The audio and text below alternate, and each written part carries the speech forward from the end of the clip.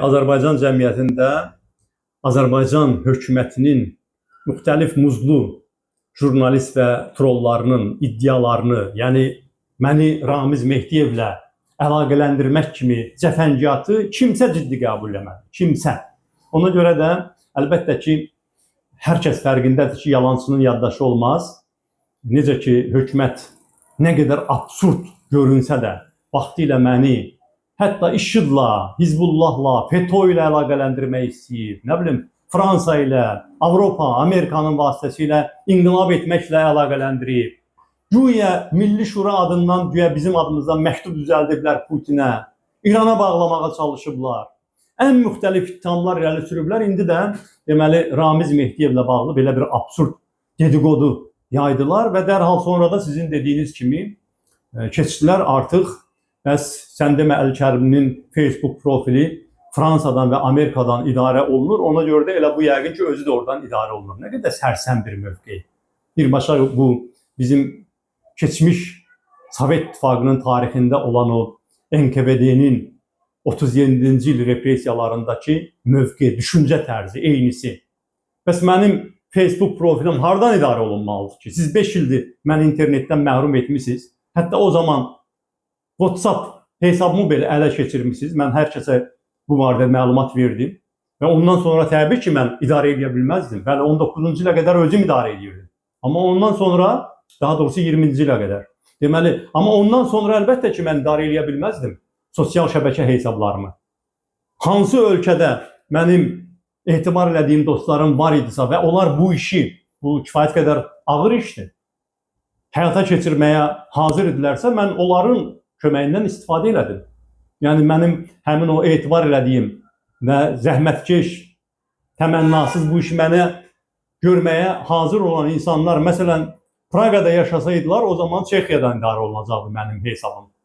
Norveçdə yaşasaydılar, Oslo'da yaşasaydılar, Norveçdən idarə olunacaqdı. Bu qədər primitiv, bu sadə məsələni necə başa düşməmək olar ki? Ona görə də əlbəttə ki, bu da həmin o növbəti sərsəmləmələrdən biridir. Hökumətin əsas işi odur ki, şər atsın. Şər atsın. Yer gəlmişkən, orada maraqlı bir, deməli, absurd ittiham və maraqlı bir etiraf da var. Bilirsiniz ki, xüsusi xidmət orqanlarının o hökumət yönümlü saytlara yönəltdiyi həmin o yazıda belə bir tezis keçirdi ki, bəs Əl-Kərimli həm trollarını, həm elektoratını səfərbər eləyib Facebook'a, ona görə də orada özünü rahat hiss edir. Aydın məsələdir ki, bizim troldan söhbət gedə bilməz. Cəbhəçilərin hamısı alnı açıq, üzü öz adları ilə, familiyaları ilə sosial şəbəkələrdə fəaliyyət göstərirlər və hökumət onları həbs edir. Prinsip etibarilə sizin dediyiniz kimi bu gün də həbs edib onlardan 2 nəfərini.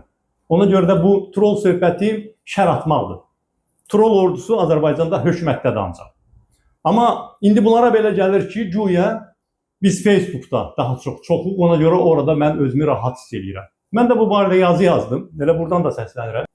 Mənim TikTok səhifəmdə də paylaşılacaq və digər TikTok'da çoxsaylı səhifələr də paylaşırlar mənim çıxışlarımı və mən orada da vurguladım. Mən bütün sosial şəbəkələrdə, YouTube'da da, Facebook'da da, TikTok'da da, Instagram'da da, X platformasında da çox rahatam. İlham Əliyevdən fərqli olaraq heç yerdə mən müzakirəni qapatmamışam. Girin baxın, İlham Əliyevin hər yerdə hesablarında şərh yazmaq imkanı yoxdur. Müzakirələr qapanıb. Bəli, hər dəfə mənim yazılarım, videolarım paylaşılanda, həmin o hökumətin təbirincə desək, Amerikada və Fransada olan admin dostlarım tərəfindən olar ki, paylaşılır. Minlərlə troll hücum çəkir səhifələrə. Amma mən narahat deyiləm. Çünki o minlərlə troll da xalqımızın, ədalətsevər xalqımızın gücünün qarşısında dənizdə damladır. Onlar heç hiss olunmurlar. Bütün platformalarda vəziyyət belədir. Çünki Azərbaycan hakimiyyəti haqsızdır, korrupsionerdir, xalqa hörmət qoymur. Mən də bacardığım qədər bu millətin haqqını müdafiə edirəm. Ona görə də xalqdan da adekvat olaraq dəstək hiss edirəm. Və təkcə sosial şəbəkələrdə yox. Bu barədə açıq dedim. Mən debata hazıram. Açın televiziyaları. Mən hər zaman müraciətlər eləmişəm İlham Əliyevə. Mən onunla debata hazıram. İstədiyi televiziyalarda canlı yayım debatları təşkil etsin. Miting meydanlarında yarışa, açsın miting meydanlarını. Görünsün ki, Azərbaycan müxalifətinə dəstək necədir? Azərbaycan hökumətinə dəstək necədir? Nəhayət seçki qutularında yarışaq. Lütfən indi o keçirilən seçkilərə seçki deməyin də. Bilirsiniz ki, bütün dünya o seçkiləri seçki kimi tanımır.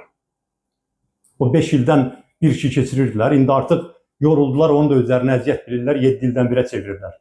Onu Biləcərdən o tərəfə heç kim düz əməlli seçki kimi tanımır. Hamı başa düşür ki, həmin Azərbaycanda keçirilən seçkilər Belarusda və Rusiyada keçirilən seçkilər kimi hakimiyyət dəyişikliyi üçün deyil. Bu seçkilərdə istərsən iştirak elə, istərsən boykot elə. Nəticə eynidir. Hakimiyyət dəyişikliyi mümkün deyil. Sadəcə iştirak eləyib biraz bunların, belə deyək də, yalanına görüntü yarada bilərsən. Biz bunu da eləmirik. Amma həqiqi seçkidə varıq, həqiqi debatda varıq, miting meydanlarında varıq. Mən bunun müraciət elədim. Amma hökumət nə edir? Hökumət bizimlə yarışmaq əvəzinə mənim ətrafıma qarşı sistemli divan tutur. Bugün həbs olunan cəbhəçilərin, Vəlişan Həsənov və Fərid Quliyevin suçu nədir? Günahı nədir? Niyə onları həbs ediblər? Onların suçu budur ki, onlar öz şəxsi maşınları ilə məni məhkəmələrə aparıblar, yas yerlərinə aparıblar. Mənim heç sürücüm də yoxdur. Axırıncı dəfə sürücüm 2019-cu ildə Paşa Umudov həbs olundu, 3 il həbsdə yatmalı oldu. Mənə sürücü olduğu üçün.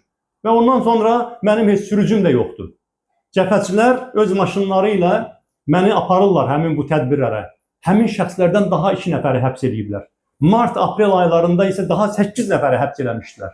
Onlardan 3 nəfəri cinayət məsuliyyəti ilə uzun müddətli həbsə məhkum edilib. Və indi də inzibati həbslər davam edir.